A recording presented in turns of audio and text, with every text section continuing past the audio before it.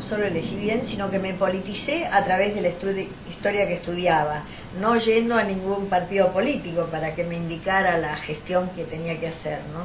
Así que lamentablemente tengo una idea formada de cómo somos, cómo debiéramos ser y cómo debiéramos ponernos en camino de cambios, ¿no?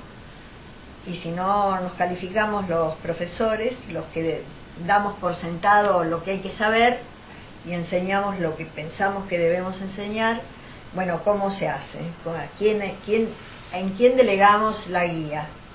Curiosamente que vos al principio decías, bueno, yo no tenía esa formación docente, pedagógica del profesorado. Yo desde que te conozco, que no solamente que apostás a la investigación, porque sos una máquina de investigar, sino que siempre estás preocupada en cómo llevar esto a la educación, como si la investigación es tu métier y tu pasión, pero solo si podemos hacer algo que tenga que ver con la educación, vos le das la mayor fuerza, ¿no? Sí, eso es cierto, porque te digo, el ejemplo máximo es Las venas abiertas de Galeano, que es un libro extraordinario y que te deja sangrando, pero yo no lo daba y no quería que lo leyeran, porque es como clausurar todas las otras ingresos, ¿no? Aparte ahora, todo es muy obvio, es decir, es lo mismo que a veces para algunos chicos les resulta muy obvio cuando se hace una obra de teatro y es una obra muy obvia, en donde está muy claro quiénes son los buenos, quiénes son los malos, claro, y ya se cierra, ¿no? Es decir, y en cambio falta lo que uno cree que debe ser la historia, que es la comprensión y la reflexión, porque si no, no es educación tampoco, ¿no? Claro, es eso. Te decía, no sé si puedo decirte esto, que ayer se presentó ese libro sobre corrientes alternativas en el pensamiento latinoamericano, y hubo ahí entre los que participaban, y precisamente con Noé Gittrich sobre todo, que decía que qué es eso de pensamiento alternativo, ¿se piensa o se deja de pensar? Y yo, positivo o negativo, ¿por qué alternativo, no?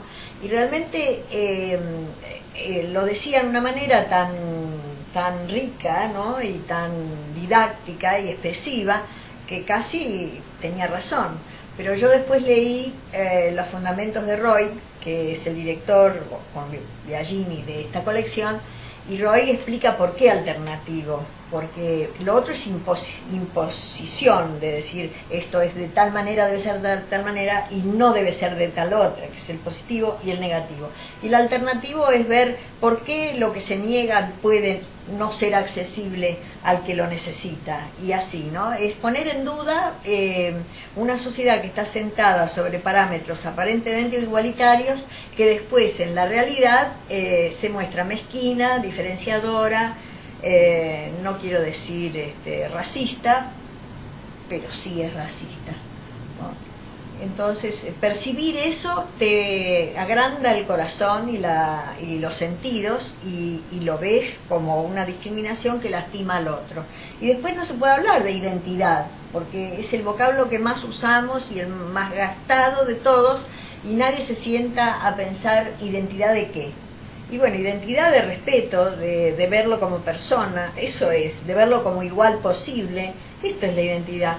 Y claro, toda América tiene el mismo drama, una población inicialmente o básicamente aborígena, autóctona, y están los negros que llegaron con la esclavitud, y luego están los inmigrantes que salieron en su enorme mayoría, salieron de áreas europeas muy pobres y entristecedoras, ganapanes que llegaron acá y tuvieron un porvenir bastante arduo, bastante trabajoso, pero nadie pensó volver, por alguna razón, ¿no?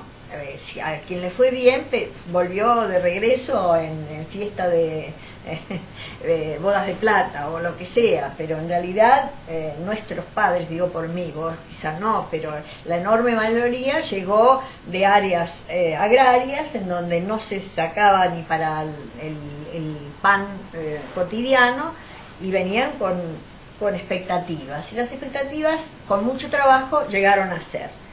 Esa gente se siente americana, pero necesitaría y necesita y sigue necesitando una adhesión o una receptividad que los haga sentir iguales. Si se encierran dentro de la comunidad a la que pertenecen, muchas veces son como ínsulas, ¿no? En donde la identidad se da cuando entran en el ámbito del club o de la reunión X que tengan, y eso en un proyecto nacional no funciona. Entonces quiere decir que la aspiración a una sociedad homologada, cordial, abierta, igualitaria, es legítima. Ahí sí se puede hablar de identidad de vocación. Y ese es el trabajo que un docente tiene que estar convencido de que puede ser. Pero tiene que ser a través de una batalla, un trabajo, una sensibilidad, donde se digan las cosas y no se consientan y dejen pasar y adelante con los faroles. No, así no. Y no se trata de politizar la clase, pero la historia, si no se ve la dramaticidad y el conflicto, ¿qué sentido tiene saber? No sé, acumular erudición. Tiene que internalizarse y formar parte de la subjetividad de cada uno, lo que se aprende en historia. Una cosa que está pasando, que tiene que ver con lo que vos decías, se ve en este sentido. Cuando yo entré al profesorado, entramos con un riguroso examen de ingreso y entramos de 250, 40 y pico éramos. Había un solo turno, después fueron conquistas de los 70, el que hubiera un turno a la mañana y un turno a la noche, especialmente en la carrera de historia, y el examen de ingreso empezó a dejarse de lado. Hoy es el profesorado, ya en este nuevo siglo, sigue sin tener examen de ingreso, en tanto la universidad tiene el ciclo básico. Y hay una gran cantidad de alumnado. En general estamos hablando de mucha población en los primeros años, y hubo modificaciones en la composición social de esa población, ¿no? Es decir, mucha gente del conurbano, del Gran Buenos Aires, y bueno, en general a veces se pone sobre el tapete si la excelencia, esa palabra que se usa mucho, el prestigio perdido, y en realidad qué hacer frente a esta nueva situación. Algunos que no quieren decirlo directamente querrían volver a un examen de ingreso, pero no lo quieren decir para no ponerse en contra de los estudiantes, pero en el fondo yo recuerdo cuando yo estudiaba que generalmente decían, bueno, si uno estudia historia, lo decían docentes de la casa, algunos docentes de la casa, no puede trabajar, ¿no? Es decir, imaginaban un estudiante que no dedicado solo a esto, como esas señoritas profesoras que sí, fueron toda una camada de egresados. Ya mi generación ya éramos personas que trabajábamos. Pero ahora, a medida que va creciendo el espectro y que empieza a venir más gente, viene gente que cada vez tiene menos acceso a la biblioteca, claro, que no tiene biblioteca familiar ni propia, porque viene de lugares más pobres.